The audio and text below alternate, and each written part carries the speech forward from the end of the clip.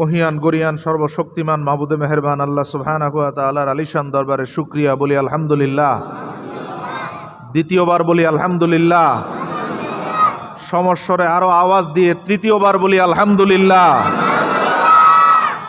মুসনাদ আহমদের হাদিসে নবীজি ইরশাদ করেছেন, কোন ইমানদার যদি প্রথমবার আলহামদুলিল্লাহ বলে, ওই আলহামদুলিল্লাহ দিয়ে আল্লাহ তার নিয়ামতের শুকরিয়া আদায় করান।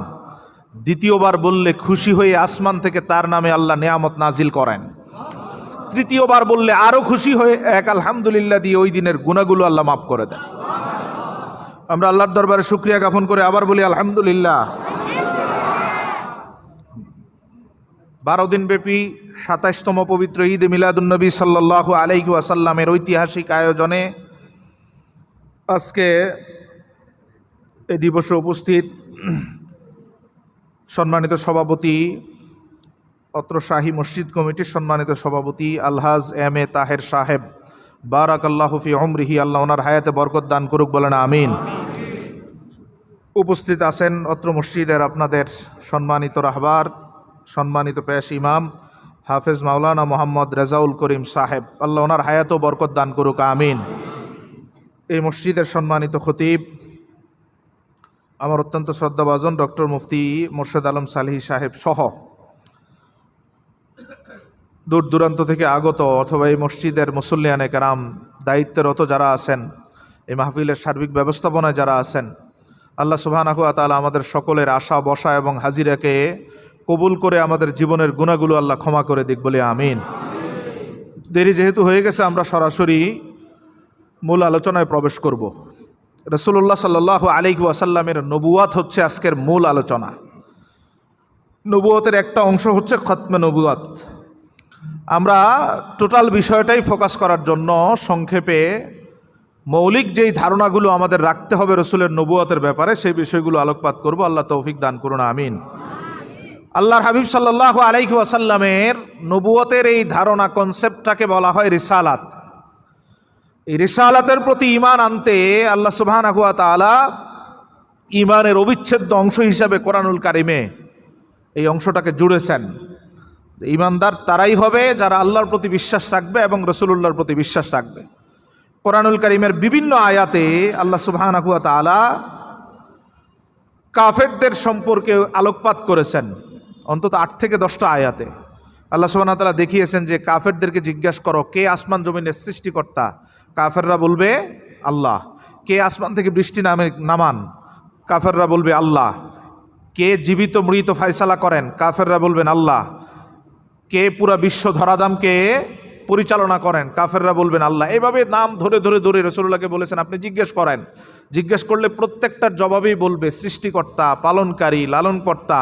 এই সবগুলোর ব্যাপারে তাদের আকীদা, আবু জাহেলের আকীদাও এমন ছিল যে পুরা বিশ্ব সৃষ্টি করেছেন তিনি, সাজিয়েছেন তিনি, জন্ম মৃত্যুর ফায়সালা করেন তিনি, এই পুরা বিশ্বকে পরিচালনা করেন তিনি, আসমান থেকে বৃষ্টি নামান তিনি এবং মাটি থেকে অঙ্কুরোদ করেন তিনি। এরকম প্রত্যেকটা বিষয়ে আল্লাহর ব্যাপারে যত ঈমান দরকার মক্কার কাফেররাও সেগুলো রাখত। শুধু সমস্যা ছিল লা ইলাহা ইল্লাল্লাহর সাথে মুহাম্মাদুর রাসূলুল্লাহর সমন্বয় তারা করতো না, বিদায় আল্লাহ কোরআনে বলেছেন তারা চিরস্থায়ী জাহান্নামী। বলেন নাউজুবিল্লাহ। অবিচ্ছেদ্য এই অংশটা রিসালাতের নবুয়তের ঈমানের সাথে জুড়ে দিয়েছেন লা ইলাহা ইল্লাল্লাহু মুহাম্মাদুর রাসূলুল্লাহ। এবং আল্লাহ সুবহানাহু ওয়া তাআলা কোরআনুল কারিমে সূরা হাদীদের 28 নম্বর আয়াতে বলেছেন যে ঈমানের পরিপূর্ণতা যারা নিশ্চিত করবে, লা ইলাহা ইল্লাল্লাহর সাথে মুহাম্মাদুর রাসূলুল্লাহকে যারা সংযুক্ত করে ঈমানের ঘোষণা দিবে, তাদেরকে আল্লাহ ঈমান পরিপূর্ণ করার পাশাপাশি জাগতিক এবং পরজাগতিক কিছু নিয়ামত দিবেন। সুবহানাল্লাহ বলেন। সূরা হাদীদের 28 নম্বর আয়াতে আল্লাহ সুবহানাহু ওয়া তাআলা বলেন, ইয়া আইয়ুহাল্লাযীনা আমানুত্তাকুল্লাহ ওয়া আমিনু বিরুসুলিহি ইউতিকুম কিফলাইনি মির রাহমাতি। প্রথম ঘোষণা হচ্ছে যারা রসুলের রিসালাতে বিশ্বাস করবা তারা তো ঈমানদার, পাশাপাশি রসুলের রিসালাতে নবুয়তে বিশ্বাস করার কারণে আমি আল্লাহ আসমান থেকে তোমাদেরকে দ্বিগুণ রহমত দান করব। ঈমানের তাগাদাতে এমনিই রসুলকে মানতে হবে। আল্লাহ বলেন মানলে ঈমান পরিপূর্ণ হবে। এখানেই শেষ না, এই দুনিয়াতে শান্তির সাথে বসবাস করার জন্য, পারিবারিক শান্তি, যে যেখানে আছে সেখানে সুখ সমৃদ্ধি নিশ্চিতের জন্য আমি আল্লাহ তোমাদেরকে এক গুণ নয়, নবীকে মানার কারণে দ্বিগুণ রহমত দিব। সুবহানাল্লাহ। তাহলে নবুয়তের বিশ্বাসের প্রথম প্রাপ্তিটা হচ্ছে ইহজাগতিক সকল শান্তি, সুখ, সমৃদ্ধি, সকল অশান্তি দূর করে স্বাভাবিক জীবন যাপনের জন্য রসুলের প্রতি যার ঈমান মোহাব্বত যত বেশি, আল্লাহর তরফ থেকে তার প্রতি রহমত তত বেশি।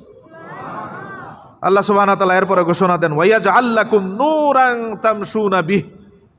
রসুলের প্রতি মোহাব্বতের মাত্রা যার যত বেশি বাড়বে, জান্নাতের পথের হেদায়েতের নূর সে তত বেশি পাবে। ঘোষণা কার? ঈমানের জন্য রসুলকে বিশ্বাস করবো, লা ইলাহা ইল্লাল্লাহু মুহাম্মাদুর। নবুয়তে বিশ্বাস করব ঈমানের জন্য। আল্লাহ বলেন এখন থেকেই নিয়ামত দান শুরু। একদিকে আমি আল্লাহ আসমানকে খুলে দিয়ে তোমাদের জন্য দ্বিগুণ রহমত নাজিল করব, আরেকদিকে জান্নাতকে সহজ করার জন্য আমি আল্লাহ তোমাদেরকে হেদায়েতের নোটটা জান্নাত পর্যন্ত তোমাদের জন্য অবধারিত করে দেব। ওয়ায়াগফির লাকুম যুনুবাকুম। তারপরে আল্লাহ সুবহানাহু ওয়া তাআলা বলেন ওয়ায়াগফির লাকুম। রসুলকে নবুয়তের পুরা কনসেপ্ট ভিতরে আনার তৃতীয় পুরস্কারটা হচ্ছে রসুলকে যে ঠিকঠাক মতো মানবে, আমি আল্লাহ তার পিছনের সব গুনাহ মাফ করে দেব। আল্লাহ সুবহানাহু ওয়া তাআলা রাসূলুল্লাহর অসংখ্য নাম দিয়েছেন। মুসলিমের এক হাদিসে নবীজি সাল্লাল্লাহু আলাইহি সাল্লাম বলেন, আল্লাহ সুবহানাহু ওয়া তাআলা আমাকে অনেকগুলো নাম দিয়েছেন। এর একটা নাম হচ্ছে হাসের। হাসরের ময়দানে আল্লাহ সুবহানাহু ওয়া তাআলা সকলকে আমার কদমের নিচে একত্রিত করবেন, এজন্য আল্লাহ আমাকে নাম দিয়েছেন হাসের। সুবহানাল্লাহ কোন। মুসলিমের হাদিস, ইউহশারুন নাসু তাহতা কাদামাই। আমার এই দুই কদমের নিচে গোটা সৃষ্টি জগৎকে আল্লাহ একত্রিত করবেন। আওয়াজটা শুকরিয়া স্বরূপ হলো না, আরো জোরে বলেন। মানে নবীর দুই পায়ের নিচে সব নবী এবং তামাম মাখলুকাতকে হাসরে আল্লাহ একত্রিত করবেন। কোথায় আমার রাসূল? ওয়া রাফা'না লাকা যিকরাক। বাস্তব প্র্যাকটিক্যাল দেখাবেন আল্লাহ যে আমার রাসূলকে আমি কোথায় উঠিয়েছি। রাসূলের দুই কদমের নিচে গোটা জগৎকে আমি রেখে দিয়েছি। এজন্য রাসূল বলেন আমার নাম হাসের। যেহেতু আমার পায়ের নিচে সবাইকে আল্লাহ একত্রিত করবেন, এজন্য আল্লাহ আমার নাম দিয়েছেন হাসের। আল্লাহ হাবিব সাল্লাল্লাহু আলাইহি ওয়াসাল্লাম বলেন আনা আহমাদ। আমার একটা নাম আল্লাহ দিয়েছেন আহমাদ। ইয়াতি মিন বাদ ইসমুহু। এটা আল্লাহ দিয়েছেন, কোরআনে নাজিল করে বলছেন আপনার নাম হবে আহমাদ। কেন? কারণ আপনি হাবিব, আমি আল্লাহর যত প্রশংসা করেছেন এত প্রশংসা পৃথিবীর আর কেউ করতে পারে। এবং আল্লাহ বলেছেন হাবিব, আপনি সারা পৃথিবীর একজনও যদি আমার প্রশংসা না করে আমার কোনো কষ্ট থাকবে না, কারণ আপনি একাই সবার হক আদায় করে দিয়েছেন। এজন্য আল্লাহ বলছেন আমি আপনার নাম দিয়েছি আহমাদ। এই জগতের সবচেয়ে বেশি প্রশংসাকারী আপনি। সুবহানাল্লাহ কোন। আহমাদ মানে অধিক প্রশংসাকারী। পৃথিবীতে আমার যত হক দরকার সব আপনি একা আদায় করে দিচ্ছেন। আল্লাহর হাবিব সাল্লাল্লাহু আলাইহি সাল্লাম বলেন আলী মুহাম্মদ ওয়া আনা মুহাম্মদ। নবীজি সাল্লাল্লাহু আলাইহি সাল্লাম বলেন, আল্লাহ রাব্বুল আলামিন বলেন হাবিব যেহেতু আপনি আমার বেশি প্রশংসা করেছেন, আহমাদ অধিক প্রশংসাকারী, এজন্য আমি আল্লাহ খুশি হয়ে আপনাকে অধিক প্রশংসিত দুনিয়াতে বানালাম। আপনার নামও পৃথিবীতে মানুষের মনে আমি বদ্ধমূল করে দিলাম। আপনি আমাকে বেশি প্রশংসার কারণে মানুষের অন্তরে আমি আপনার প্রশংসা ঢেলে দিলাম। এজন্য রাসূলের আরেকটা নাম মুহাম্মদ। মুসলিমের হাদিস 3 নাম্বার নবীজি বলেন ওয়ানাল মাহি। খেয়াল করেন, ইয়ামহুল্লাহু সাইয়্যাতি মানিত্তাবা। রাসূলুল্লাহ সাল্লাল্লাহু আলাইহি ওয়াসাল্লাম বলেন আমার একটা নাম মাহি, গুনাহ মোচনকারী। যারা আমারে অনুসরণ করবে আমার নামের উসিলায় অটোমেটিক তাদের গুনাহ মাফ হয়ে যাবে। আল্লাহ সুবহানাহু ওয়া তাআলা কোরআনুল কারীমের জন্য বলেন ইয়াগফির লাকুম, আপনারে মানার কারণে আমি গুনাহ মাফ করে দেই। অন্য আয়াতে আল্লাহ বলেন ইয়াগফির লাকুম যুনুবাকুম। আমি আল্লাহরে পেতে হলে আমার হাবিবের মাধ্যমে আমার কাছে আসতে হয়। আমার রাসূলকে যারা অনুসরণ করবে আমি আল্লাহ তাদের জীবনের গুনাহ মাফ করে দিব। বিভিন্ন আয়াত এবং হাদিসে রাসূল বুঝাই দিলেন শুধু আমার নামের উসিলাতে তোমার গুনাহ মাফ হবে। সুবহানাল্লাহ। ভক্তি ভালোবাসা তোমার অন্তরে যত বাড়বে আমার নামের উসিলাতে, রিসালাতের উসিলাতে একের পর এক নিয়ামত পেতে থাকবে। ইউতিকুম কিফলাইনি মির রাহমাতি। প্রথম নিয়ামত হচ্ছে আমারে সম্মান দেওয়ার কারণে, তাজিম দেওয়ার কারণে, আমার রিসালাতের নূর অন্তরে ধারণ করার কারণে আল্লাহ তোমাদেরকে দ্বিগুণ রহমত দিবেন, হেদায়েতের রাস্তা সহজ করে এমন নূর দিবেন যাতে জান্নাত সহজ হয়। 3 নাম্বার রাসূল সাল্লাল্লাহু আলাইহি সাল্লাম বলেন তোমাদের গুনাহগুলোকে আল্লাহ আয়াত নাজিল করে বলেছেন তোমাদের গুনাহগুলোকে আল্লাহ মাফ করে দিবেন। নবুয়তে বিশ্বাস আপনি যত প্রগাঢ় করবেন আল্লাহর তরফ থেকে নিয়ামত তত বেশি পাবেন। রাসূলুল্লাহ সাল্লাল্লাহু আলাইহি ওয়াসাল্লাম, আমি একটা হাদিস বলেই প্রাথমিক কথাগুলো শেষ করছি। সহিহ মুসলিমের হাদিসে নবী বলেন মা মিন আবদিন ইয়াশহাদু আন লা ইলাহা ইল্লাল্লাহ ওয়া আন্না মুহাম্মাদান সাল্লাল্লাহু আলাইহি ওয়াসাল্লাম রাসূলা ইল্লা হাররামাল্লাহু আলাইহিন নার।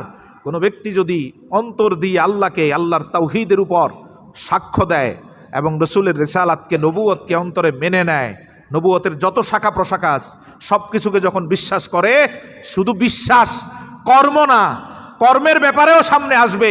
শুধু বিশ্বাসের পুরস্কার হচ্ছে কোনো না কোনো একটা সময়ে রসুলের নূর অন্তরে ধারণ করার কারণে আমি আল্লাহ তার উপর জাহান্নামের আগুনকে আরাম করে দেব।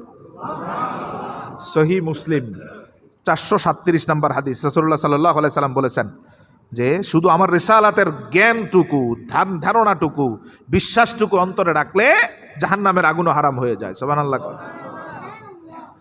এজন্য নবুয়ত সম্পৃক্ত বিষয়গুলোকে খুব গভীর মনোযোগের সাথে আমাদের দেখা উচিত। মোটা তাকে আমাদের যেই বিষয়গুলো পালন করলে নবুয়তের বিষয় সব শেষ হয়ে যায়, তার প্রথম 4টা বিষয় আমরা যদি হেফাজত করি একবারে খতমে নবুয়ত পর্যন্ত, 4টা বিষয় হেফাজত করলে রাসূলুল্লাহ সাল্লাল্লাহু আলাইহি ওয়াসাল্লামের নবুয়তকে কেন্দ্র করে সব দায়িত্ব আমাদের হক আদায় হয়ে যায়। 1 নাম্বার বিষয় হচ্ছে তিনি কি 40 বছর থেকে নবী নাকি তারও আগ থেকে নবী? খেয়াল করবেন নবুয়তের জ্ঞান, তিনি 40 বছর থেকে নবী নাকি তারও আগ থেকে নবী? জন্মগ্রহণ থেকে নবী? হ্যাঁ, নাকি তারও আগে নবী? আবার খেয়াল করেন, জন্মগ্রহণ থেকে নবী নাকি তারও আগে নবী? আদম আলাইহিস সালামের পর থেকে নবী নাকি তারও আগে নবী? ক্লিয়ার কনসেপ্ট রাখতে হবে। আমাদের দেশের বড় বড় হুজুর ইউটিউবে দেখবেন কয় রসুল তো 40 বছর থেকেই নবী হয়েছেন, তার মানে তার নবুয়তের জ্ঞান তার ভিতরে। এই কথা যে বলবে সে আমার রসুলের নবুয়তকে অস্বীকার করবে, ঠিক কিনা বলেন? এজন্য মোটা দাগে 4টা বিষয় আমাদেরকে ঠিক রাখতে হবে নবুয়তের ব্যাপারে। 1 নাম্বার, তিনি পৃথিবী সৃষ্টির আগ থেকেই নবী। সুবহানাল্লাহ। তিনি কখন থেকে নবী? 40 বছর থেকে? জন্ম থেকে? আদম আলাইহিস সালাম থেকে? আদমের 1 নাম্বার। 2 নাম্বার, তিনি কি শুধু এই পৃথিবীর জন্য নবী নাকি আল্লাহর গোটা সৃষ্টি জগতের নবী? সব নবীর নবুয়তের সীমানা আছে, আমার রসুলের নবুয়তের কোনো সীমানা কোরআন থেকে আমরা বলবো এগুলো সব। 2 নাম্বার কনসেপ্ট আপনাকে রাখতে হবে, তিনি নির্দিষ্ট জাতি, গোত্র, দেশ, মহাদেশ, ভূখণ্ড, ভূমি কোনো কিছুর জন্য নির্দিষ্ট নয়। ওমা আরসালনাকা ইল্লা রাহমাতাল লিল, তিনি আলামিনের নবী। আমরা বিস্তারিত ব্যাখ্যা যাব, এখন সেখানে নয়। তাহলে 1 নাম্বার ক্লিয়ার কনসেপ্ট আমাদেরকে রাখতে হবে, তিনি পৃথিবী সৃষ্টির আগ থেকে। 2 নাম্বার, তিনি নির্দিষ্ট কোনো দেশ মহাদেশের ভূখণ্ডের নয়, তিনি গোটা সৃষ্টি জগতের জন্য নবী। 3 নাম্বার, তিনি শুধু নবী নয়, তিনি সকল নবীরও। 4 নাম্বার, তিনি সর্বশ্রেষ্ঠ এবং সর্বশেষ নবী, ওনার পরে আর কোনো নবী আসার সুযোগ। এই 4টা বিষয় মৌলিকভাবে ভিতরে রাখলে নবুয়তের মৌলিক কনসেপ্টগুলো ভিতরে আসবে। তিনি সৃষ্টির আগের থেকে নবী, তিনি কখন থেকে নবী? 2 নাম্বার, ওনার নবুয়তের সীমা পরিসীমা কতটুক? গোটা সৃষ্টি জগৎ। আল্লাহ আল্লাহ কোরআনে সব বলে দিবেন স্পষ্ট, আমরা এগুলো টাচ করবো ইনশাল্লাহ। 3 নাম্বার, তিনি আল্লাহর হাবিব সাল্লাল্লাহু আলাইহি ওয়াসাল্লাম বলেছেন, 3 নাম্বার হচ্ছে তিনি শুধু নবী নয়, তিনি নবীদেরও। আখিরাতের চিত্রটা যতটুকু তুলে ধরা যায়, নবীরা ওই দিন কেমন থাকবেন, আমার রসুল কেমন থাকবেন, সুবহানাল্লাহ। 4 নাম্বার, তিনি সর্বশ্রেষ্ঠ এবং সর্বশেষ নবীর পরে আর কোনো নবী। এই 4টাতে যেই আঘাত করবে তার ঈমান সাথে সাথে শেষ হয়ে যাবে। কেউ যদি মনে করে নবী শেষ নবী না, কাদিয়ানির মতো সে কাফের, ঠিক কিনা বলেন? কেউ যদি মনে করে রসুল শুধু 40 বছর থেকে নবী, তার ঈমান সাথে সাথে নাই। কাদিয়ানির ঈমান যেমন নাই, তার ঈমানও। কেউ যদি বলে রসুল 40 বছর আগে নবী ছিলেন না, তার ঈমান। কথা বলতে ভয় পাচ্ছেন মনে হয়। কেউ যদি বলে রসুলের পরেও নবী থাকবে, নবী আসবে, কাদিয়ানীদের মতো তারা কাফের, ঠিক কিনা বলেন? কেউ যদি বলে 40 বছরের আগে তিনি নবী ছিলেন না, কিছু ছিলেন না, 40-এর পর থেকে নবী, তাহলে সেও ঈমান থেকে খারেজ হয়ে যাবে। সাবধান বিষয়। সব জায়গাতে আল্লাহ সুবহানাহু ওয়া তাআলা ক্ষমার নিদর্শন রেখেছেন। শুধু রসুলের শানে, রেসালাতে, এই দরগার রেসালাতে কেউ যদি সামান্য বেয়াদবি করে, আল্লাহ তার সব বিচ্ছিন্ন করে দিবে। আল্লাহ আমাদেরকে নবুয়তের সব কনসেপ্ট বুঝার তৌফিক দান করুক, বলেন আমিন। তাহলে প্রথম বিষয়ে আমরা ঢুকে যাই সরাসরি। তিনি আল্লাহর সৃষ্টি, এই জগৎটা আল্লাহ যখন বানিয়েছেন তার আগ থেকেও তিনি। আল্লাহর হাবিব সাল্লাল্লাহু আলাইহি ওয়াসাল্লাম বলেন, সুনান তিরমিজি 3609 নম্বর হাদিস, মুসনাদ আহমদ ইমাম আহমদ বিন হাম্বল 20596 নম্বর হাদিসে বর্ণনা করেন, নবীজি সাল্লাল্লাহু আলাইহি সাল্লাম বলেন, কুনতু নবিয়ান ওয়া আদামু বাইনার রূহি ওয়াল জাসাদ, আমি তখনও নবী যখন আদমের অস্তিত্ব এখনো হয় নাই। সুবহানাল্লাহ কোন। তাহলে তিনি আদম সৃষ্টির আগেও, শুধুমাত্র 40 বছরের আগের জন্য অনেকগুলো হাদিস রাসূলুল্লাহ সাল্লাল্লাহু আলাইহি সাল্লাম বলেন, সহিহ মুসলিমের বর্ণনা বলেন, ইন্নী লা আরিফু হাজারাম বিমাক্কাতা কানা ইউসাল্লিমু আলাইয়া ওয়া ইন্নী লা আরিফুহু আলান। 53 বছর বয়সে নবীজি মদিনায় হিজরত করার পরে হাদিসটা বর্ণনা করেন। আল্লাহর হাবিব সাল্লাল্লাহু আলাইহি সাল্লাম বলেন, তখনও আমি মদিনা মক্কাতে ছিলাম, মদিনাতে আসি নাই। রাসূল বলেন, আমি যখন মক্কার রাস্তা দিয়ে বের হতাম, রাস্তার দুই পাশের পাথরগুলো আমারে সালাম দিত। কে সালাম দেয়? নবুয়ত এখনো জাহের হয়। আল্লাহর হাবিব সাল্লাল্লাহু আলাইহি সাল্লাম বলেন, তখনও মদিনার পাথর, মক্কার পাথরগুলো আমারে সালাম দিত। ইন্নী লা আরিফুহু আলান। জীবনে যতটা পাথর আমি নবীরে সালাম দিয়েছে, এই মুহূর্তে মদিনার থেকে আমি রাসূল বলে দিতে পারি, মক্কায় ওই পাথরগুলো এখন কোথায়? সুবহানাল্লাহ কোন। রাসূল মদিনায়, পাথর মক্কায়। নবীজি বলেন, ইন্নী লা আরিফুহু আলান। আলেমরা বুঝবেন, আমি রাসূল মদিনায় এই জায়গায় বসে এখনো চিনি মক্কার কোন পাথর আমারে সালাম দিচ্ছে। রাসূল ছোটবেলায় মক্কার রাস্তায় বের হতেন, পাথর দেখলে নবীকে সালাম দিত। কেন সালাম দিত? কারণ পাথর নবীকে নবী হিসাবে চিনেছে। সুবহানাল্লাহ। এরকম আরো অনেক হাদিস আছে, আমি শর্ট করি। তারপরে রাসূলুল্লাহ সাল্লাল্লাহু আলাইহি সাল্লাম বলেন, জন্মকালীন নবুয়তের যেই নিদর্শন আল্লাহ রেখেছেন রাসূলুল্লাহর জন্য, মুসনাদে আহমদ 17163 নম্বর হাদিস। রাসূলুল্লাহ সাল্লাল্লাহু আলাইহি সাল্লাম একদিন সাহাবীদেরকে বলেন, ইরবাদ ইবনে সারিয়া থেকে হাদিস, তিনি বলেন, ইন্নী আবদুল্লাহি ফি উম্মিল কিতাব লা খাতামুন নাবিয়্যিন ওয়া ইন্না আদামা লামুনজাদিলুন ফি তিনাতি। আদম আলাইহিস সালাম যখন এখনো মাটিতে অস্তিত্বে আসে নাই, তখনই আল্লাহ আমার জন্য খাতামুন নাবিয়্যিন লিখে দিয়েছেন। খাতামুন নাবিয়্যিন, সর্বশেষ নবী, তখনই আল্লাহ আমার জন্য লিখে দিয়েছেন। রাসূলুল্লাহ সাল্লাল্লাহু আলাইহি ওয়াসাল্লাম এবার এটার বিস্তারিত বর্ণনা দিয়ে দিচ্ছেন। সাউনাব্বিউকুম বিতাআবিলি যালিক, কিভাবে দেখো, আনা দাওয়াতি আবি ইব্রাহিম, আমি হচ্ছি ইব্রাহিম আলাইহিস সালামের সেই দোয়া, যেই দোয়া তিনি মক্কাতুল মুকাররমায় আল্লাহর বাইতুল্লাহকে নির্মাণ করার পর যেই দোয়া আল্লাহ করেছিলেন, আল্লাহর কাছে করেছিলেন, আল্লাহ সর্বশ্রেষ্ঠ এবং সর্বশেষ নবী তুমি আমার নসলের মধ্যে কবুল করে নিও। সুবহানাল্লাহ। আমি ওই দোয়া, ইব্রাহিম আলাইহিস সালাম, প্রত্যেক নবীর কোনো না কোনো অধ্যায় আমার সাথে যুক্ত আছে। এমন কোন নবী নাই যেই নবীর জীবনের বৃহৎ একটা অধ্যায় আমার সাথে যুক্ত নাই। ইব্রাহিম আলাইহিস সালাম জীবনের শ্রেষ্ঠ যেই দোয়াটা করেছিলেন, সেই দোয়াটা আমি। সুবহানাল্লাহ। আল্লাহর হাবিব সাল্লাল্লাহু আলাইহি ওয়াসাল্লাম বলেন, বিশারাতি ঈসা কওমা, ঈসা আলাইহিস সালাম বারবার তার কওমকে যায় সুসংবাদ দিতেন, ইয়াতি মিন বাদ ইসমুহু আহমদ, আমার পরে একজনই নবী আসবেন যিনি সব পরিপূর্ণ করে দিবেন, তার নাম আহমদ। কি নাম? ওই সুসংবাদ আমি নবী। কোরআনুল কারীমে সূরা বাকারাতে আল্লাহ বলছেন, মুসা আলাইহিস সালামের জাতি, এখানে তো ঈসা। মুসা আলাইহিস সালাম আল্লাহর কাছে কোনো বিপদে পড়লে, কোনো যুদ্ধের সম্মুখীন হলে আল্লাহ সুবহানাহু ওয়া তাআলা বলেন, তারা মুহাম্মদ মুস্তাফার ওসিলা দিয়ে আল্লাহর কাছে বিজয় প্রার্থনা করে। মুসা আলাইহিস সালামের ব্যাপারে আল্লাহ বলেন সূরা বাকারা, যে তোমরা ইতিপূর্বে আমার কাছে বিজয় প্রার্থনা করতে মুহাম্মাদুর রাসূলুল্লাহ। নবী কি তখন দুনিয়ায় আছে? কথা কন। এর আগ থেকে উসিলা শুরু। সুবহানাল্লাহ কোন। নবীজি তখন ছিলেন, আল্লাহ সুবহানাহু ওয়া তাআলা যেখানে রেখে দিয়েছেন সেখানে। দুনিয়াতে নবীজি আগমন করেন নাই, কিন্তু তার আগেই নবীদের কোনো না কোনো অধ্যায় আমার রাসূলের সাথে জড়িত আছে। সুবহানাল্লাহ বলেন। আল্লাহর হাবিব সাল্লাল্লাহু আলাইহি সাল্লাম বলেন, বিশারাতি ঈসা কওমা, ঈসা আলাইহিস সালাম যার সুসংবাদ দিতেন তা হলাম আমি।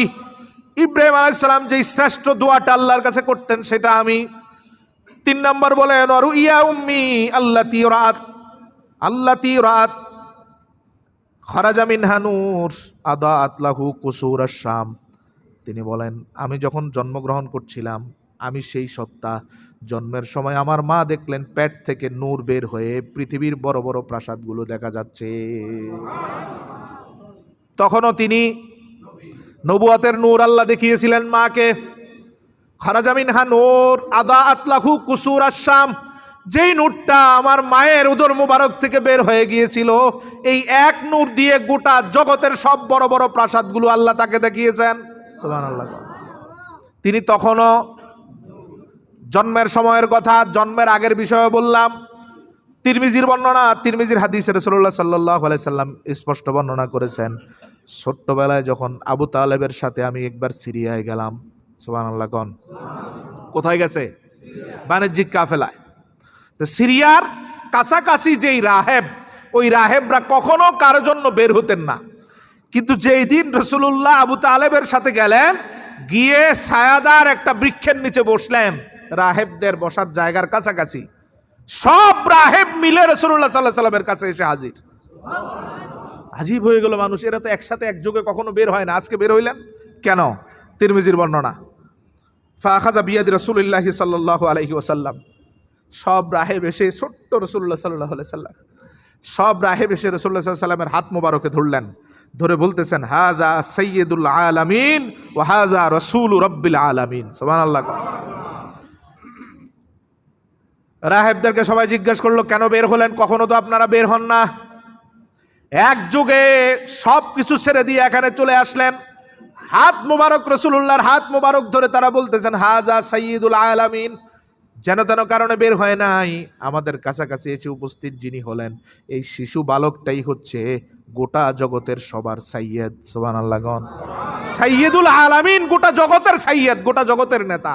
ওয়া হাযা রাসূলু রাব্বিল আলামিন, আর তিনি হচ্ছেন আল্লাহ কর্তৃক প্রেরিত খাতামুন নবিয়্যিন, সর্বশেষ রাসূল। সুবহানাল্লাহ।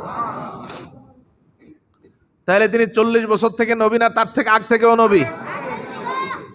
পাদ্রী বুঝলো, আমার দেশের মোল্লা বুঝে না। 40 বছর থেকে নবুয়ত, তার আগের কোনো কিছু মানা যাবে না। নাউজুবিল্লাহ। কোন নাম বলবো না, নাম বলবে ভালো করে চিনবেন, সবার মুখস্থ নাম বলতেছেন। 40-এর আগে তো নবী না, মানা যাবে না। শুধু একজন না, আরো আছে ভাইরাল। অতএব রসুলের নবুয়তের ব্যাপারে তাদের কনসেপ্ট এখনো ক্লিয়ার। পাদ্রীর কাছে ক্লিয়ার, কোরআন হাদিসে ক্লিয়ার, কিন্তু তাদের কাছে এখনো ক্লিয়ার। আরো দুইটা বিষয় এবার বলা শুরু করলেন। তাহলে আপনি যে তাকে চিনেই বুঝে ফেললেন সাইয়্যিদুল মুরসালিন, কোন আলামত দেখে বুঝলেন তিনি সাইয়্যিদুল মুরসালিন? 3টা আলামত বর্ণনা করলেন। 1 নম্বর আলামত তিনি বলতেছেন, কুরাইশের মা আলাইক ফাকাল ইন্নাকুম হিনা আশরাফতুম মিনাল আকাবা লাম ইয়াবকা শাজারুন ওয়ালা হাজারুন ইল্লা খাররা সাজিদান ওয়ালা ইয়াসজুদান ইল্লা লিনবী। রাহেবদেরকে জিজ্ঞেস করা হলো, আপনি কি দেখে বুঝলেন তিনি নবী? এবং শুধু নবী না, সাইয়্যিদুল আলামিন, খাতামুন নবিয়্যিন, সর্বশেষ নবী, এটা কি দেখে বুঝলেন? রাহেবরা বলতে লাগলো, তোমরা আকাবা থেকে এই জায়গায় যতটুক পথ অতিক্রম করলা, পথের পাশে যতই পাহাড় ছিল আর যতই গাছ ছিল, প্রত্যেকটা পাহাড় আর গাছ নবী অতিক্রম করার সাথে সাথে তাদের মাথাটা ঝুঁকিয়ে ওনাকে সেজদা দিচ্ছিল। আর এটা কখনো শেষ নবী ছাড়া কাউকে দিবে না। আমরা তাওরাতে, আমরা জবুরে যত স্টাডি করেছি, সব স্টাডিতে এটাই প্রতীয়মান যে রসুল ছাড়া, শেষ নবী ছাড়া রাস্তার পাশের গাছ এবং পাহাড় কখনো কাউকে সেজদায় মাথা অবনত করে। আবার খেয়াল করে দেখেন, হিনা আশরাফতুম মিনাল আকাবা, তিরমিজির বর্ণনা, লাম ইয়াবকা শাজার, এমন কোনো গাছ নাই, ওয়ালা হাজার, এমন কোনো পাথর নাই, এমন কোনো গাছ নাই, ইল্লা খাররা সাজেদান, যাদের মাথা নত করে দেয় নাই তাদের মস্তক, তাদের মাথা, পাহাড়ের মাথা, গাছের মাথা, ওয়ালা ইয়াসজুদান ইল্লা লিনবী, আর এরা কখনো শেষ নবী সাইয়্যিদুল আলামিন ছাড়া কারো জন্য মাথা নত করে। প্রথম আলামত বললেন, 1 নম্বর আলামত, এটা দেখে বুঝলাম আল্লাহর হাবিবের জন্য সবাই মস্তক অবনত করে রসুলকে স্বাগত জানাচ্ছিল, কারণ গাছেও জানে তিনি নবী, মাছেও জানে তিনি নবী। ঠিক কিনা বলেন? একটু পরে আমরা দেখব নবুয়তের দ্বিতীয় কনসেপ্টে, আমরা দেখব খাতামুল আম্বিয়া। এরপরে তারা বলতেছেন 2 নাম্বার, আরেকটা জিনিস তোমাদের দেখিয়ে দিচ্ছি, ওয়া ইন্নী আরিফুহু বি খাতামিন নবুওয়াতি আসফালা মিন গুসফারাতি কাতিফাই। তোমার যদি আমার কথা বিশ্বাস না হয়, তাহলে রাসূলুল্লাহ সাল্লাল্লাহু আলাইহি সাল্লামের কাপড়টা খুলে কাঁধ মুবারকে দেখো, সেখানে খাতামুন নবিয়্যির সিল মোহর লাগানো আছে। ওরা ওদের কিতাব থেকে প্রাপ্ত জ্ঞান পেয়েছে, মূলত আল্লাহ তাদের অন্তরে ঢেলে দিয়েছে। মুহাম্মদ রাসূলুল্লাহ শান, মর্যাদা, রাসূলুল্লাহ সাল্লাল্লাহু আলাইহি সাল্লামের আজমত, ইজ্জত কত উপরে, সেটা বোঝানোর জন্য আল্লাহ তাদের অন্তরে ঢেলে দিয়েছেন। একযোগে কেউ কখনো এইভাবে বের হন না। তিরমিজির বর্ণনা। 3 নাম্বার, এরপরে তারা বলতেছেন যে এই রাসূল সাল্লাল্লাহু আলাইহি ওয়াসাল্লাম দেখো এখনই প্রমাণ দিচ্ছেন, দেখো আসমানের মেঘমালার ছায়াটা কোন দিকে তাকাও তো। সবাই তাকিয়ে দেখলেছেন রাসূলুল্লাহ যেই দিকে বসা মেঘমালা ঠিক সেই অনুযায়ী। সুবহানাল্লাহ। তারা এবার রাসূলুল্লাহ সাল্লাল্লাহু আলাইহি ওয়াসাল্লামের কদমে আরজি করলেন, ইয়া রাসূলুল্লাহ, বাবা রাসূলুল্লাহ সাল্লাল্লাহু আলাইহি ওয়াসাল্লামের নাম দিয়ে বললেন যে আপনি একটু এই জায়গা থেকে উঠে ওই জায়গায় বসেন। রাসূলুল্লাহ সাল্লাল্লাহু আলাইহি ওয়াসাল্লাম ঠিক জায়গাটা যখন স্থানান্তর করতেছেন, নবীজির মাথা মুবারক বরাবর মেঘমালা ঠিক সেভাবে স্থানান্তরিত হচ্ছে। আরো আস্তে কম, আরো জোরে বলেন সুবহানাল্লাহ। চাক্ষুষ দেখিয়ে দিলেন, দেখো তিনি যে নবী, অথচ বয়স ছোট বালক, কোন বর্ণনায় 7 বছর, কোন বর্ণনায় 9 বছর। আল্লাহর হাবিব সাল্লাল্লাহু আলাইহি সাল্লাম যেই দিকে যাচ্ছে মেঘমালাও সেই দিকে চলে যাচ্ছে। আরো হাদিস আছে, 3টা বর্ণনার মাধ্যমে দেখিয়ে দিলেন। 1 নাম্বার, কোন গাছ এবং কোন পাহাড় মুহাম্মদুর রাসূলুল্লাহ সারা মস্তক অবনত করে না। 2 নাম্বার, তারা বললেন খাতামুন নবুওয়াতের মোহর রাসূলুল্লাহর কাঁধ মোবারকে আছে দেখো। 3 নাম্বার, নবী যেই দিকে মেঘমালাও সেই দিকে। সুবহানাল্লাহ। তাহলে তিনি কি 40 বছর থেকে নবী নাকি জন্মেরও আগে নবী?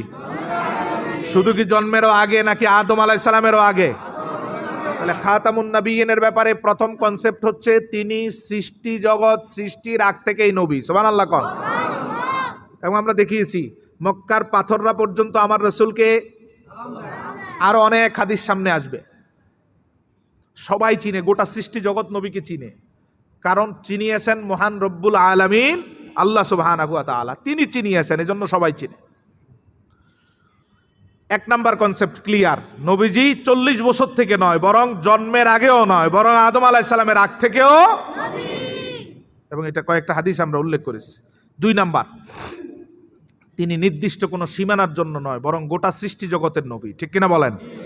এই ব্যাপারে আল্লাহ কোরআনে অনেকগুলো আয়াত বলেছেন, তার একটা আয়াত আমরা বলবো, এটার বিশ্লেষণ করবো। ওয়া মা আরসালনাকা ইল্লা রাহমাতাল লিল আলামিন, সব নবীর জন্য। ওয়াইলা মাদায়না, আল্লাহ সুবহানাহু ওয়া তাআলা দেখবেন নাম ধরে ধরে, মাদায়নের জন্য সোয়াইব, অমুক অঞ্চলের জন্য অমুক, এমন করে করে আল্লাহ সুবহানাহু ওয়া তাআলা নবীদের সাথে সাথে শহরের নাম যুক্ত করেছেন কোরআনে। কোন নবী কোন শহরে থাকবে সেটা আল্লাহ নির্ধারণ করে ওই শহরের জন্য নবী পাঠিয়েছেন। যত নবী দুনিয়াতে এসেছে প্রত্যেক নবীর জন্য নির্ধারিত সীমার দায়িত্ব ছিল, এর বাহিরের দায়িত্ব আল্লাহ দেন নাই। শুধুমাত্র একমাত্র কেবলমাত্র মুহাম্মদুর রাসূলুল্লাহ, ওনার ব্যাপারে আল্লাহ বলেছেন ওমা আরসালনাকা ইল্লা রাহমাতাল লিল আলামিন। কত বড় শব্দ বলেছেন দেখেন। আল্লাহ নিজের পরিচয় দিয়েছেন কোরআনে, আলহামদুলিল্লাহি রাব্বিল আলামিন, প্রশংসা হবে ওই সত্তার যিনি আলামিনের রব। ঠিক কিনা? এখানে শব্দ কি ব্যবহার করছেন? আলামিন। কোন শব্দ ব্যবহার করছেন? আমি আলামিনের রব, আমার প্রশংসা করো, ওই সত্তার প্রশংসা করো যিনি আলামিনের রব।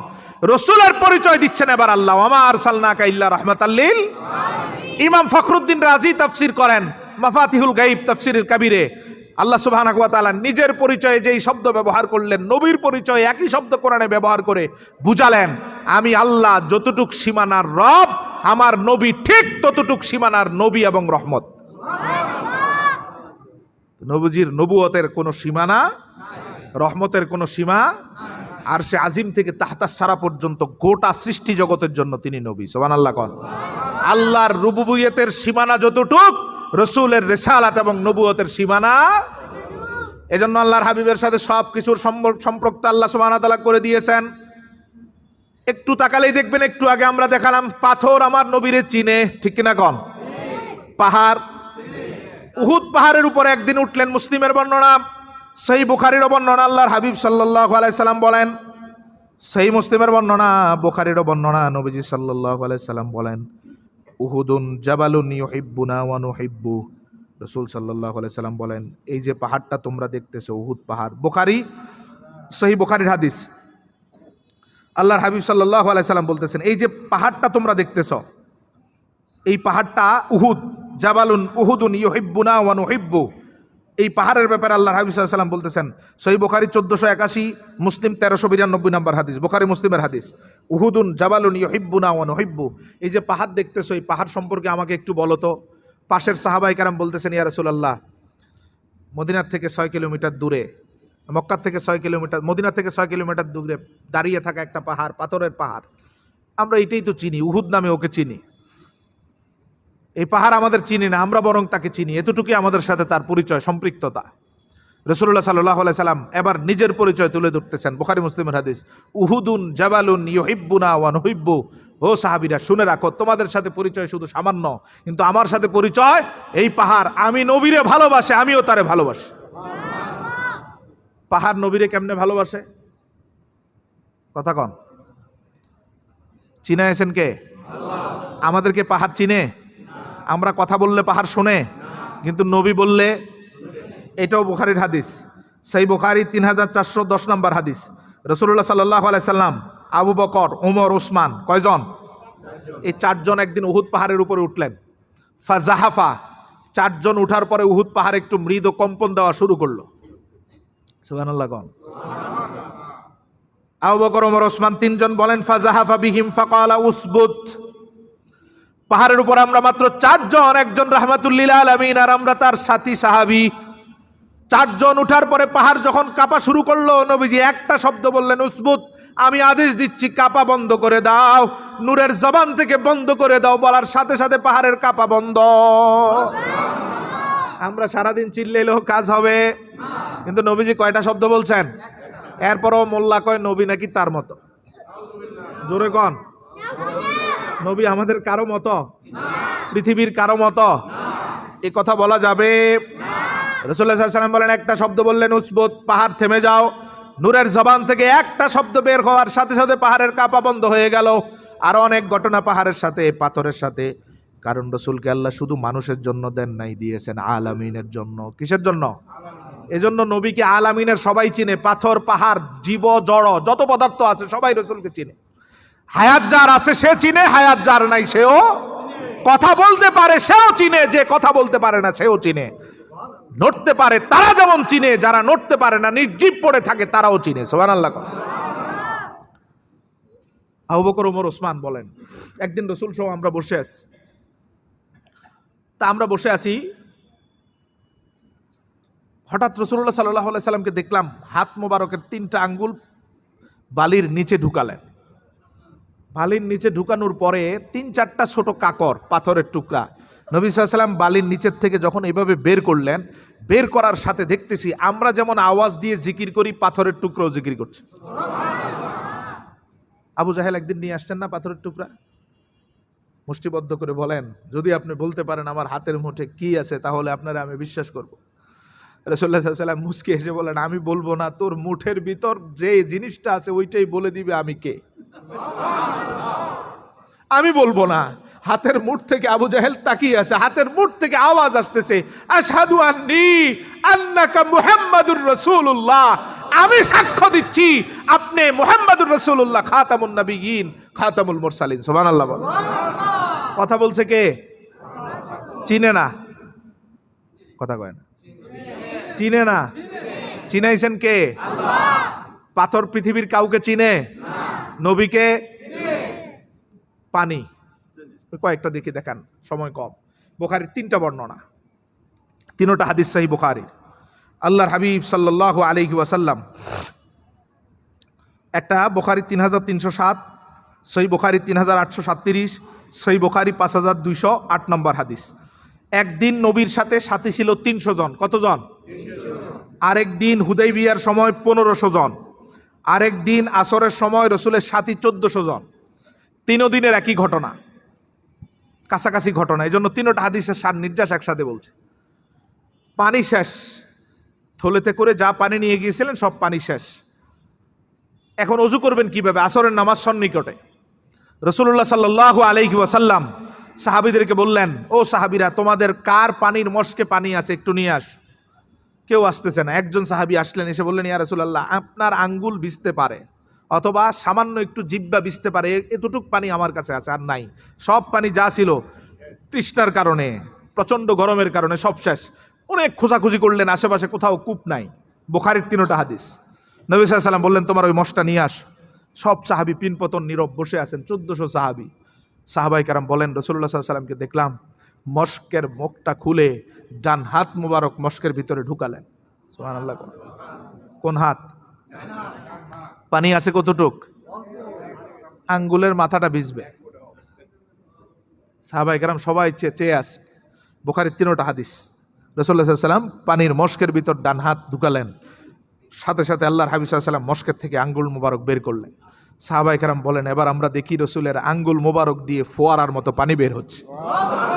1400 সাহাবী আমাদের ওযু, আমাদের খাবার পানি, মশক ভক্তি সব শেষ করার পরে নবীজি আবার আঙ্গুল মুষ্টি করলেন, সাথে সাথে আঙ্গুলের এই যে আঙ্গুলের সামনে থেকে পানি পড়াও বন্ধ হয়ে গেল। পানি চিনে নবীরে? জোরে বলেন। গাছ অনেক বর্ণনা, তার মধ্যে অল্প করে বলি আল্লাহর হাবিব সাল্লাল্লাহু আলাইহি ওয়াসাল্লাম, কারণ ওমা আরসালনাকা ইল্লা রাহমাতাল লিল নবুয়তের দ্বিতীয় কনসেপ্ট, তিনি নির্দিষ্ট কোনো সীমার, ভূখণ্ডের, দেশ মহাদেশের নয়, তিনি এসেছেন গোটা সৃষ্টি জগতের জন্য। সুবহানাল্লাহ কোন। যেহেতু তিনি এসেছেন জগতের সবার জন্য, সেহেতু সবার সাথে আমার রসুলের সম্পর্ক করে দিয়েছেন কে? গাছেও চিনে, সবাই চিনে, গোটা সৃষ্টি জগৎ চিনে। আল্লাহর হাবিব সাল্লাল্লাহু আলাইহি ওয়াসাল্লাম, নবীজি সাল্লাল্লাহু আলাইহি সাল্লামকে কেন্দ্র করে অসংখ্য বর্ণনা, গাছের বর্ণনা। আল্লাহর হাবিব সাল্লাল্লাহু আলাইহি সাল্লাম প্রথম আমরা একটু আগে দেখলাম গাছ নবীরে দেখলে সালাম দিত। 3626 তিরমিজি। সুবহানাল্লাহ কোন। আরেক দিনের ঘটনা, আলী রাদিয়াল্লাহু তাআলা বলেন, নবীজি সাল্লাল্লাহু আলাইহি সাল্লামের সাথে বের হলাম, আমি আর নবী ছাড়া ওই সময় দুদু এই যে মরুভূমির মধ্যে আর কেউ নাই। কিন্তু আজীব, রাসূলুল্লাহ সাল্লাল্লাহু আলাইহি সাল্লাম পুরা রাস্তা হাঁটতে বলতেছেন ওয়ালাইকুম আসসালাম, শুধু সালামের জবাব দিচ্ছেন। আমি রসুলের চেহারা মোবারকের দিকে তাকিয়ে রইলাম। ইয়া রাসূলুল্লাহ, একজন মানুষের সাথেও আমাদের সাক্ষাৎ হয় নাই, গোটা পথ চলতে গিয়ে আপনি শুধু সালামের জবাব দিচ্ছেন কেন? আমার প্রশ্ন শুনে নবীজি থেমে গেলেন আর বললেন, আলী, যতটুক রাস্তা পাড়ে দিয়ে আসলাম, রাস্তার দুই পাশে এমন কোনো গাছ নাই যে আমারে সালাম দেয় না। চিনে কি চিনে না? আরো জোরে বলেন। আমরা মানুষ শয়তানের ওয়াসওয়াসার কারণে নবী চিনতে ব্যর্থ হই, ঠিক না বলেন? কিন্তু গোটা সৃষ্টি জগৎ আমার নবীরে ঠিক মতোই চিনে। প্রথম হাদিসের পরে 2 নম্বর হাদিস, নবীজি কখনো যদি কোনো গাছকে দূর থেকে ইশারা করতো, আমার নবীর কাছে গাছ চলে আসতো। একজন কাফের, একজন ইহুদি রাসূলুল্লাহর কদমে আসলেন, এটাও তিরমিজি, আবু দাউদের বর্ণনা। মাজমাউজ জাওয়ায়েদ ইমাম হাইসামিও বর্ণনা করেছেন, আল্লাহর হাবিবের কাছে এসে বলেন, মুহাম্মদ, অবিস্মরণীয় কোনো বিষয় যদি তুমি এখন আমারে দেখাতে না পারো, আমি তোমারে মানব না। সিস্টেমের বিপরীত কোনো কিছু আমারে এখন দেখাতে হবে। নবী বলেন, কি দেখতে চাও? রসুলকে আবার ইহুদি বলেন, মানুষ তো তোমারে নবী বলে, মানুষের সাক্ষ্য আমি নিব না। যারা কথা বলতে পারে না, তারা কেউ যদি বলে তুমি নবী, আমি মেনে নিব তুমি নবী। সুবহানাল্লাহ। রাসূলুল্লাহ সাল্লাল্লাহু আলাইহি ওয়াসাল্লাম বলেন, আমি এখানে বসা, যাও। কুল্লি তিলকা শাজারা মুহাম্মাদুর রাসূলুল্লাহ ইয়াদউক, ওই যে খেজুর গাছটা দেখছো, ওইটার কাছে গিয়ে শুধু বলো মুহাম্মদ তোমারে ডাকতেছে। শুধু গিয়ে বলো মুহাম্মাদুর রাসূলুল্লাহ ইয়াদউক। ইহুদি প্রথম খুশি হলেন, আরে গাছ তো কোনো মানুষের কথা শোনে না, কেউ ডাকলে আসে না, নড়ে না, আমি হয়তো গিয়ে বলবো, গাছ শুনবে না, প্রমাণ হবে তিনি নবী না। নাউজুবিল্লাহ কর। খুশিতে খুশিতে গাছটার কাছে গিয়ে বললেন, মুহাম্মাদুর রাসূলুল্লাহ ইয়াদউক, ও গাছ, তোমারে মুহাম্মদ ডাকতেছে। ইহুদি বলেন, পরে তিনি মুসলমান হলেন, তিনি বলেন, ফামালাতিশ শাজারা আন ইয়ামিনিহা ওয়া আন শিমালিহা, কি টনিকের মতো কাজ করলো। বলার সাথে সাথে গাছটা একবার ডান দিকে ঝুঁকলো, খেজুর গাছ আবার বাম দিকে ঝুঁকলো। আমার চোখের সামনে একেবারে তার শিকড় সহ নিজে এমনিতে উপড়ে ফেললো। আমার চোখের সামনে হেঁটে হেঁটে রসুলের কদমের কাছে পুরা পাতাগুলো বিছিয়ে দিয়ে বলতে লাগলো, আসসালামু আলাইকা ইয়া রাসূলুল্লাহ। সুবহানাল্লাহ কোন। সালাম দেয় কে? গাছে। সালাম দেয় কে? আসসালামু আলাইকা ইয়া রাসূলুল্লাহ, আল্লাহর হাবিব আপনাকে সালাম। কদমের কাছে পড়ে গেলেন ইহুদি, কান্না করলেন আর বললেন, ইয়া রাসূলুল্লাহ, আর কোনো প্রমাণের দরকার নাই, আমি বুঝে গেছি, এতদিন ভুলের মধ্যে ছিলাম, এখন আপনি আমারে পড়ায় দেন, লা ইলাহা ইল্লাল্লাহু মুহাম্মাদুর রাসূলুল্লাহ। পাথর নবীরে সালাম দেয় কি দেয় না? আরো জোরে। নাকি বানোয়াট কথা? সহিহ মুসলিমের হাদিস দিয়ে বলছি। রসুল বলেন, আমি ওই পাথরকে এখনো চিনি যে আমারে সালাম দিত, সালাম দেয়। তো পাথর নবীরে সালাম দেয় কি দেয় না? পাহাড়, গাছ, কোনো ফতুয়া নাই। ফতুয়া শুধু আমরা একটু সালাম দিলে, কথা নাই। ফতুয়া শুধু দাঁড়িয়ে ইয়া নবী সালাম আলাইকা বললে, নবীরে একটু দাঁড়িয়ে সালাম দিলে ফতুয়াবাজি শুরু হয়, ঠিক কিনা বলেন? এই মুহাদ্দিসি হাদিস পড়ায় মুসলিমে গাছ নবীরে সালাম দেয়, এই মুহাদ্দিসি হাদিস পড়ায় বুখারীর পাথর নবীরে সালাম দেয়, এই মুহাদ্দিসি হাদিস পড়ায় পাহাড় নবীরে সালাম দেয়, ওই মুহাদ্দিসে আবার আমরা একটু দাঁড়ালে ফতুয়া দেয় এটা বেদাত, ঠিক কিনা বলেন? তাহলে তার ইলমের মধ্যে ভেজাল আছে না নাই? ক্লিয়ার কনসেপ্ট দেখো হাদিসে, গোটা সৃষ্টি জগৎ আমার নবীরে সালাম দেয়, তাহলে আমরা মানুষটা সালাম দিলে এটা বেদাত হবে না ইবাদত হবে? জোরে বলেন, বেদাত না ইবাদত? গোটা জগৎ নবীরে সালাম দেয়, আর আমাদের জগতের ব্যাপারে আল্লাহর কোনো আদেশ নাই, আমাদের ব্যাপারে আছে না নাই?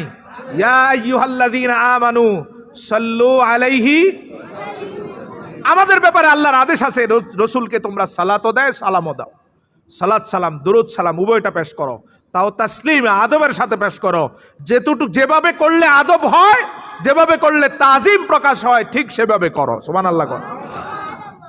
তাহলে পাথর পাহাড় গাছ নবীরে চিনে কে চিনে না?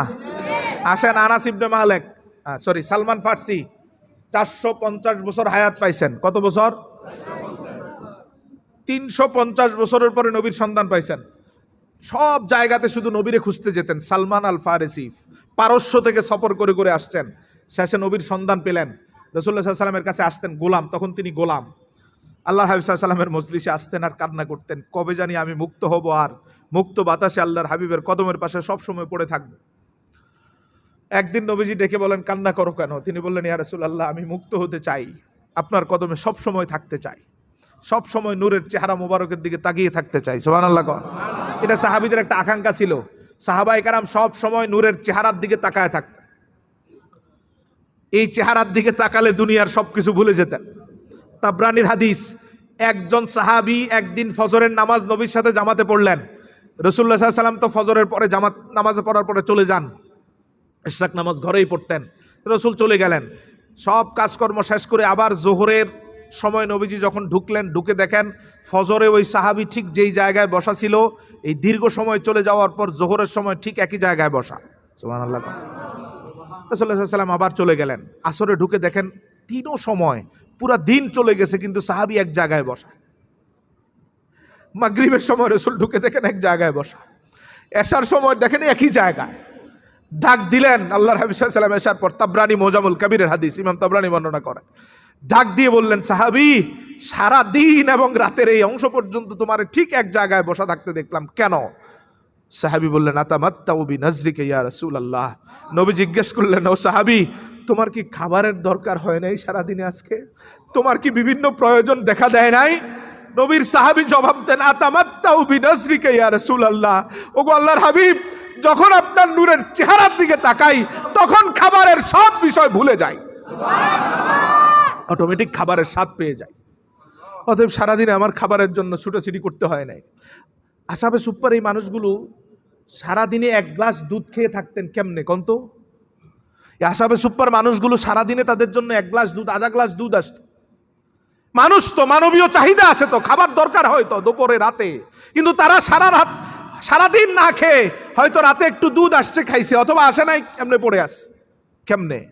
নূরের নজরের দিকে তাকানোর সাথে সাথে খাবারের চ্যাপ্টারটাকে আল্লাহ সুবহানাহু ওয়া তাআলা ক্লোজ করে দিতেন। আল্লাহর হাবিব সাল্লাল্লাহু আলাইহি সাল্লামকে তামাম জগৎ চিনত। গাছ সালমান আল ফারসি রাদিয়াল্লাহু তাআলা আনহু বলেন, ইয়া রাসূলুল্লাহ, আপনার নূরের কদমের দিকে তাকানোর জন্য সব সময় আসতে চাই, থাকতে চাই, কিন্তু আমি তো দাস, আমার মনিব তো আমারে ছেড়ে দিবে না, কেউ আমারে মুক্ত না করা পর্যন্ত তিনি আমারে ছাড়বে না। রাসূল বলেন, তোমার মনিবকে গিয়ে বলো আমি মুক্ত করব। সুবহানাল্লাহ। তো মনিব সুযোগ পাইছে, গিয়ে বলতেছে, মুহাম্মদ রাসূলুল্লাহ বলছেন উনি মুক্ত করবেন, বলো তোমার চাহিদা কি? মালিক পাইছে এই তো সুযোগ। তিনি বলেন, আমারে 40 উকিয়া স্বর্ণ দিতে হবে, বিশাল 40টা বড় থলে করে স্বর্ণ দিতে হবে। এক থলে দিয়ে অনেক দাস কিনা যায়, কিন্তু সে সুযোগে পাইছে। শুধু 40 উকিয়া না, এমন এক শর্তের বেড়া জালে ওনারে আটকে দিলেন যে এটা 40 উকিয়া না হয় সবাই মিলে ব্যবস্থা করলো, কিন্তু ওইটা কেমনে করবেন?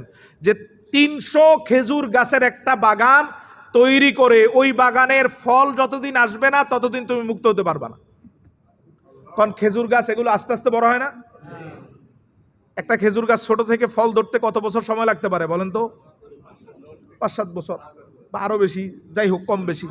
এখানে তো আটকে গেলেন, স্বর্ণ না হলে 10 দিনে ব্যবস্থা করবেন, কিন্তু ওই বাগান তৈরি করে বাগানের ফল আবার এসে কান্না শুরু করলেন, ইয়া রাসূলুল্লাহ এমন এক শর্ত দিল ওই বিচক্ষণ ব্যক্তিটা যে 300 গাছ বিশিষ্ট খেজুর গাছ বাগান, যেই বাগানে ফল আসা পর্যন্ত আমারে তার গোলামি করতে হবে। রাসূল বললেন চিন্তা করো না, তুমি সাহাবী ওসমান সহ সবাইরে বললেন যে খুব দ্রুত খেজুর গাছের চারা সংগ্রহ করো, আমি রাসূল নিজে গিয়ে বাগানে চারা রোপণ করব। আল্লাহু আকবার। ওমর রাদিয়াল্লাহু তাআলা থেকে হাদিস, ওমর রাদিয়াল্লাহু তাআলা বলেন 299টা গাছ নবীজি হাত মোবারক দিয়ে লাগাইছেন, একটা গাছ আমি ওমর লাগাইছি। সুবহানাল্লাহ। সালমান আল ফারসি রাদিয়াল্লাহু তাআলা 2-4 দিনের ব্যবধানে হঠাৎ বাগানে ঢুকে দেখেন গাছ অনেক বড় হয়ে গেছে।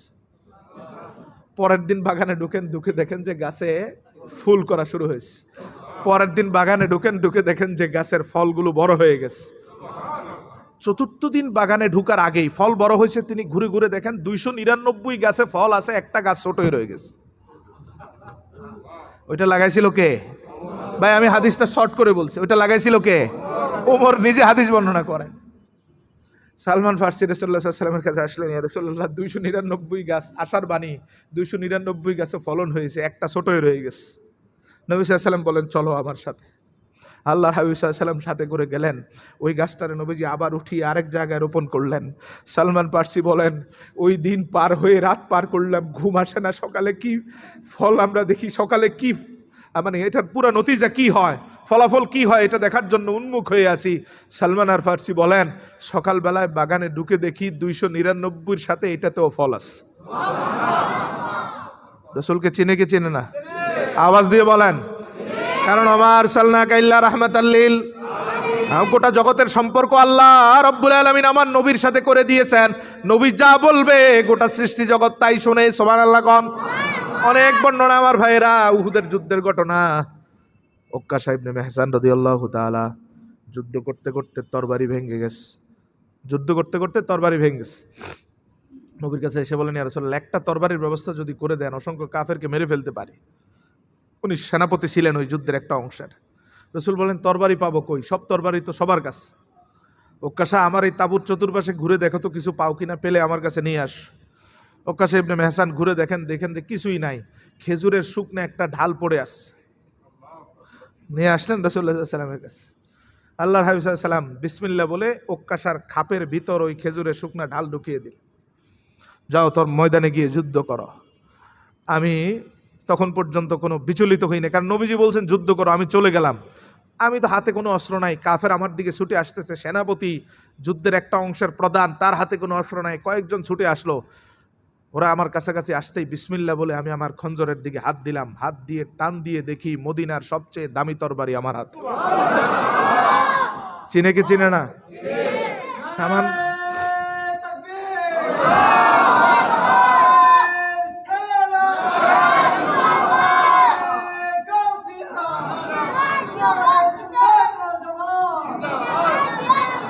আমার সাল্লাল্লাহু ইল্লা রাহমাতাল লিল আলামিন, নবুয়তের খাতামুন নবিয়্যিন। এর দ্বিতীয় কনসেপ্ট হলো নবী নির্দিষ্ট কোনো সীমার নয়, গোটা সৃষ্টি জগতের। ঠিক না ব্যাটিক? অনেক হাদিস আছে, আর বলতে পারবো না, এখানে আমরা সামনে অগ্রসর হতে হবে। তাহলে প্রথম বিশ্বাস হচ্ছে এই সৃষ্টি জগৎ সৃষ্টির আগেই আমার নবী ছিলেন। সুবহানাল্লাহ কোন। শুধু কি নবী ছিলেন নাকি খাতামুন নবিয়্যিন ছিলেন? আল্লাহ যখন ওনাকে পাঠালেন নির্দিষ্ট সীমার জন্য পাঠান নাই, গোটা সৃষ্টি জগতের জন্য। 3 নাম্বার আল্লাহর হাবিব সাল্লাল্লাহু আলাইহি সাল্লামের ব্যাপারে আল্লাহ রাব্বুল আলামিন বলেন আমার হাবিবের ব্যাপারে 3 নাম্বার কনসেপ্ট হচ্ছে তিনি সব নবীরও নবী। সুবহানাল্লাহ কোন। সব নবীরা যখন অসহায় থাকবে, নূর নবীজি তখন আল্লাহর দরবারে নির্ভয়ে কথা বলবেন। আল্লাহু আকবার। হাশরের ময়দানের কয়েকটা চিত্রের কথা উল্লেখ করি, দেখেন কিভাবে রব্বুল আলামিন আমার হাবিবকে গ্রহণ করেছেন করবেন। প্রথম বর্ণনা, হাশরের ময়দানে আমরা কারো গায়ে কোনো জামা নাই, বুখারীর হাদিস, কারো পায়ে কোনো জুতা নাই, সবাই দাঁড়িয়ে থাকবো। কি করব? গায়ে কোনো জামা, পায়ে কোনো জুতা। আল্লাহর হাবিব সাল্লাল্লাহু আলাইহি ওয়াসাল্লাম বলেন ওই ময়দানে বসার জন্য চেয়ার থাকবে শুধু নবীদের জন্য, 2,24,000 নবীর জন্য 2,24,000 চেয়ার। সুবহানাল্লাহ কোন। মানাবিরু মিন নূর, চেয়ারগুলো হবে নূরের চেয়ার। কিসের?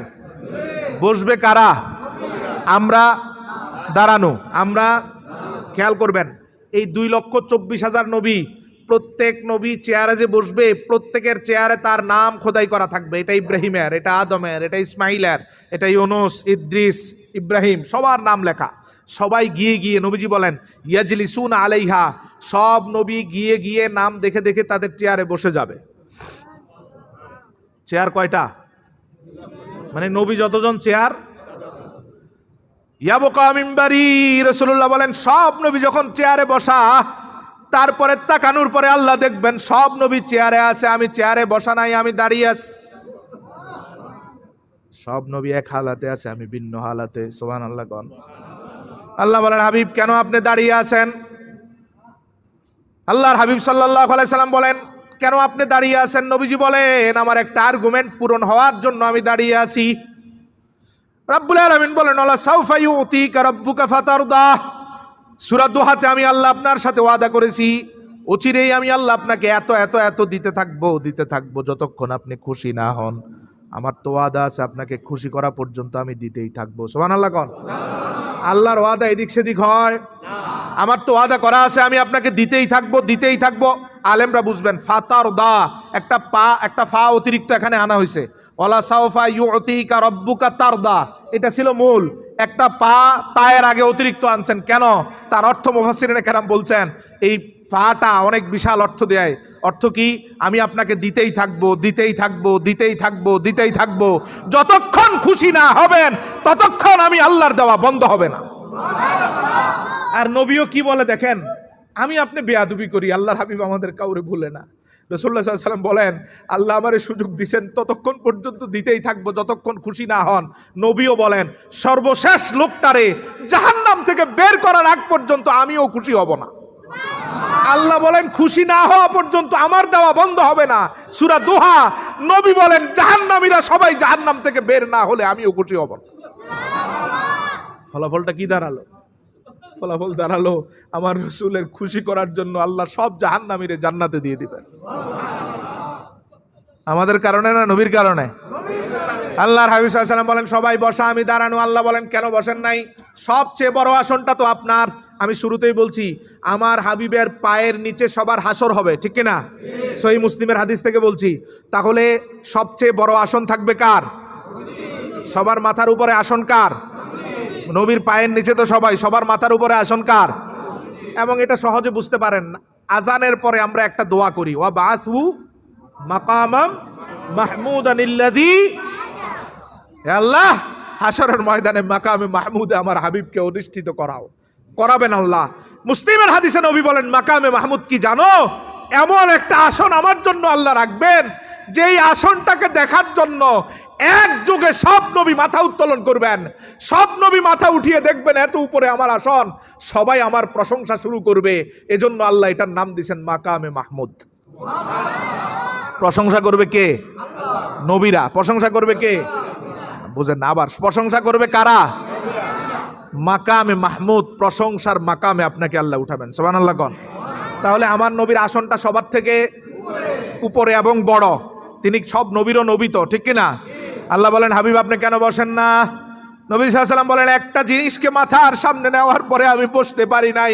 আল্লাহ বলেন আলা সাউফা ইউতিকা রাব্বুকা ফাতারদা, আমি তো বলে দিয়েছি সব পূরণ করে আপনারে আজকে সন্তুষ্ট করে দিব। বলেন নবীজি বলেন রব্বুল আলামিন এক হাত অথবা এক বিগত মাথার উপরে সূর্যটা রেখে উম্মতকে কষ্টের মধ্যে রেখে আমি নবী কখনো চেয়ারে বসতে পারি না। কোন নবী উম্মতের খবর নেয়? এটা বাস্তবতারে ভাই, কোন নবী উম্মতের খবর নেয় নাই। সব হাদিসগুলো একত্রিত করলে এটাই দাঁড়ানো, সব নবী চেয়ার পাওয়ার পরে বসে গেছেন। সবচেয়ে বড় চেয়ার পাওয়ার পরেও আমাদের নবী বসবেন। আল্লাহ বলবেন কেন বসেন না?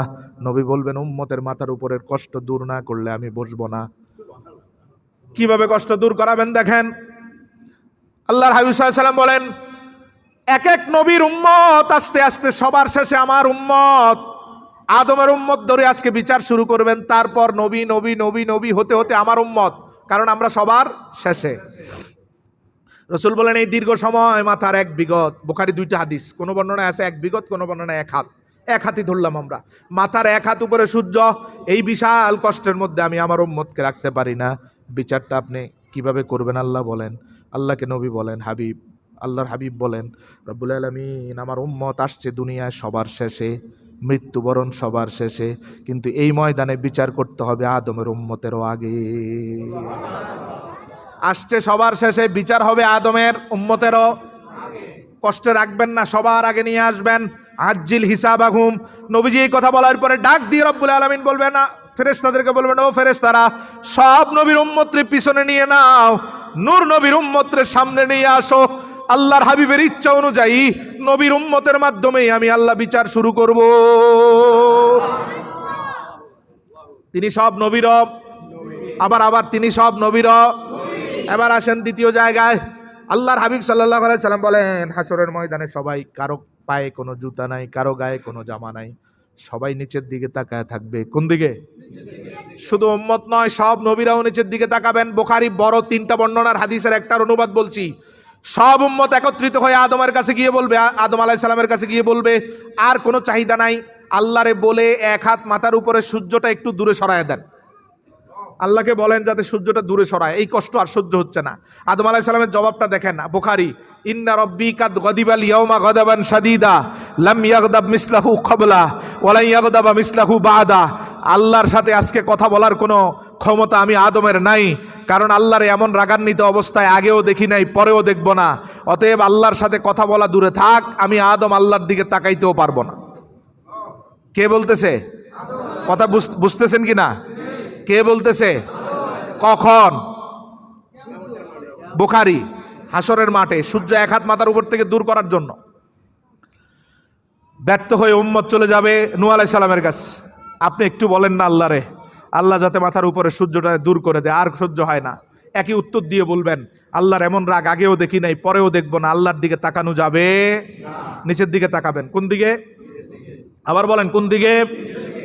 ইব্রাহিম আলাইহিস সালামের কাছে গিয়ে বলবে, আপনি তো আমাদের সবার পিতা, আপনি একটু আল্লাহরে বলেন খলিল, আল্লাহ আপনাকে খলিলুল্লাহ বলেছেন, আল্লাহর বন্ধু বলেছেন, আল্লাহকে একটু বলেন সূর্যটা দূরে সরায় দেখ, আপনার কথা আল্লাহ শুনবেন। আদম আলাইহিস সালাম বলবেন, ইন্না রাব্বী কাদ গাদিবাল ইয়াউমা গাদাবান শাদীদা লাম ইয়াগদাব মিসলাহু ক্বাবলাহু ওয়া লা ইয়াগদাবা মিসলাহু বাদা। আল্লাহর এমন রাগ আমি ইব্রাহিম আগেও দেখি নাই, পরেও দেখব না। এই রাগান্বিত অবস্থায় আমার কোনো সাহস নাই আল্লাহর সাথে কথা বলার, সাহস নাই একটু তাকানোর। নিচের দিকে তাকায় বলবেন, আমার পক্ষে সম্ভব না। মূসার কাছে যাবে, বুখারী, আমি শর্ট করে আনছি। মূসা আলাইহিস সালাম বলবে, আমারও সুযোগ নাই, সাহস নাই। ঈসা আলাইহিস সালামের কাছে সবাই যাবে, একটু আল্লাহরে বলেন সূর্যটা দূরে সরা, কার কোনো দাবি নাই। সুবহানাল্লাহ কর। আচ্ছা, এই সূর্য দূরে সরাক, এটা কি আমাদের আবদার না অন্য নবীর উম্মতের? আমাদেরটা তো রাসূলুল্লাহ আগেই শর্ট করে দিয়েছেন। সুবহানাল্লাহ বলেন। আচ্ছা, ঈসা আলাইহিস সালাম বলবেন, আমারও সম্ভব না। এক এক করে নবীর কাছে যাও, কেউ বলতে পারবে না কথা। এই ময়দানে কারো মুখ দিয়ে একটা শব্দ বের হবে না। এই ময়দানে কথা বলবেন শুধু মুহাম্মাদুর রাসূলুল্লাহ। ঈসা আলাইহিস সালাম গোমর ফাঁস করবেন, একজনের কাছ থেকে আরেকজনের কাছে যাও, কোনো লাভ নাই। কথা আজকে কেউ বলবে না, কেউ তাকাবে না। সেই বুখারীর শেষ অংশে আবার উম্মত মিলে রাসূলুল্লাহর কাছে আসবে। আল্লাহর হাবিবকে বলার আগেই নবীজি বলবেন, সব নবী মাথাটা নিচের দিকে দিল, তোমাদের কষ্ট লাঘব করার জন্য ব্যতিক্রম আমি শুধু মাথা উপরে উঠাবো। সবার নজর কোন দিকে? আমি নবীরও নবী, তিনি শুধু নবী না, সব নবীরও নবী। এই জায়গা থেকে বোঝানোর জন্য বলছি, সবার নজর কোন দিকে? সবার নজর কোন দিকে? ব্যতিক্রম শুধু মুহাম্মাদুর রাসূলুল্লাহ। মুসনাদে আহমদ, সহিহ বুখারী মুসলিমের শর্তে সহিহ হাদিস, বুখারী মুসলিমের হাদিসের যে ইমান শুআয়ব আন-নাউত, মুসনাদের 52 খণ্ডের মুসনাদের সবচেয়ে গ্রহণযোগ্য সরা তাহকিক করেছেন শুআয়ব আন-নাউত, সিরিয়ার। উনি বের করেছেন যে বুখারী মুসলিমের রাবি যারা, এই হাদিসের রাবিও তারা, একই মানের হাদিস। তিনি বলেন, এই জায়গায় খুব সূক্ষ্ম একটা সুন্দর জিনিস নিয়ে আসছেন। সব নবীর নজর কোন দিকে? আর আমার রাসূলের নজর উপর, মানে কার দিকে? আল্লাহ। খেয়াল করেন, খেয়াল করেন, খুব প্রশান্তি আসবে আমার আপনার অন্তরে। রাসূলুল্লাহ সাল্লাল্লাহু আলাইহি ওয়াসাল্লাম বলেন, সবার নজর নিজের দিকে, আমি তাকালাম উপরের দিকে আল্লাহকে দেখার জন্য। উপরের দিকে নজর দিয়ে দেখি, তার আগ থেকেই আল্লাহ আমার দিকে তাকিয়ে আছে। আল্লাহু আকবার। আমার নজর আল্লাহর দিকে, আল্লাহর নজর আমার দিকে। কোথায় আমার হাবিব সাল্লাল্লাহু আলাইহি ওয়াসাল্লাম? আপনি এখানে বসে রাসূলের সাথে বেয়াদবি করেন, শব্দ চয়নে যা ইচ্ছা তা মুখে আসে তাই বলে ফেলেন, রাসূলকে মেষ পালক রাখাল বলে ফেলেন, নাউজুবিল্লাহ বলেন। কোথায় আমার হাবিব সাল্লাল্লাহু আলাইহি সাল্লাম? গোটা সৃষ্টি জগতের নজর নিচের দিকে, রাসূল বলেন আমার নজর আল্লাহর দিকে। আমি তাকিয়ে দেখি আল্লাহ চেয়ে আছেন আমার দিকে। কোনো কথা নাই, দীর্ঘ সময় চলে যাবে, আমি কোনো কথা বলবো না, শুধু আল্লাহর দিদার উপভোগ করব। সর্বপ্রথম আল্লাহই কথা বলবেন। আল্লাহ রাব্বুল আলামিন কি কথা বলবেন সেটা হাদিস, সহিহ হাদিস। ইস্তাশারানি বি রাব্বি কাইফা ফাআলু বিহিম, কি কথা বলবেন তা হাদিসে এসেছে, মুসনাদে আহমদ 3 বর্ণনায়। হাদিসগুলো বুখারী মুসলিমের শর্তে সহিহ। আল্লাহর হাবিব সাল্লাল্লাহু আলাইহি ওয়াসাল্লাম বলেন আমি আল্লাহর দিকে দীর্ঘ সময় তাকিয়ে আছি, আল্লাহ আমার দিকে তাকিয়ে আবার আল্লাহ বলতেছেন হাবিব আপনি বলে দেন আজকের এই ময়দানে উম্মতের সাথে কেমন বিচার করলে আপনি খুশি থাকবেন। কে বলতেছেন? আরো জোরে কন। কে বলতেছেন? ইস্তাশারানি বি রাব্বি কাইফা আফআলু বিহিম, আমারে বলে দেন কেমন ব্যবহার করলে খুশি, কি ব্যবহার করব আপনার উম্মতের সাথে আপনি বলে দেন। নবীজি কি হিকমতে জবাব দিলেন আমার ভাইয়েরা? নবীজি বলেন আমি আল্লাহরে কোনো সাজেশন দিব না, কোনো কথা বলবো না।